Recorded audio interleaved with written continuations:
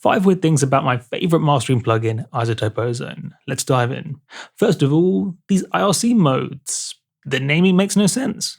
Each of these is a different limiting mode, and some of them are better quality than others. The higher the quality though, the higher the CPU cost, and that's why we have the choice. IRC2 is better quality than IRC1, IRC3 is better quality than IRC2, but IRC4, well, it's actually a multiband limiter. It's the same quality, quote unquote, as IRC3, as good as possible using lots of CPU, but it's multiband, and the other ones aren't. All of which is fine if you read the manual, but if you don't read the manual, how are you supposed to know that? And that's very important stuff. It should say low quality, medium quality, high quality, and then tell you about the CPU, if that's important to you. With this IRC4 option labeled as a multiband limiter, not better or worse than IRC3, just different. I find half the time 3 was better, half the time 4 was better. And there's no predicting when. Next, look at these buttons here. What's going on there? Shouldn't it be plus and minus, not plus and cross? How unusual.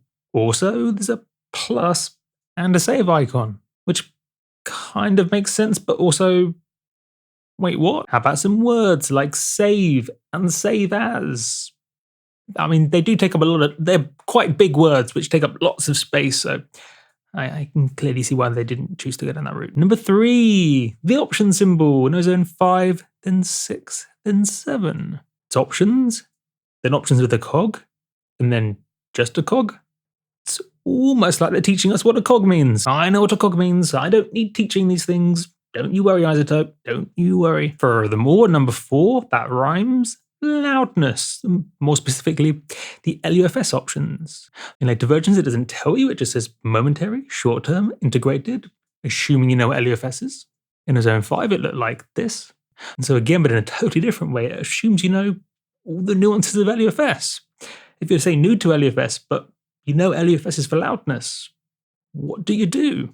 I mean, eventually learn the difference between momentary, short-term, and integrated LUFS, but when you first encounter it, you don't. For lots of people, all they know is LUFS is loudness, and I should measure this. So how do I measure loudness? How do I measure LUFS? Well, in Ozone 5, which one of these do I choose? I don't know. They're just letters after LUFS. And in Ozone 7, where even is LUFS? I don't know. It's not even written on the options. Bah! Oh, spaghetti. Oh, what do I choose? That would be their thought process. And finally, going from Ozone 5 to Ozone 6, they removed the ability to save matching presets, those snapshots, those EQ curves you reference. In Ozone 5, you can measure the tonal balance, measure the EQ balance, and save it, comparing it to others, but importantly, saving it for future. In later versions, you can't.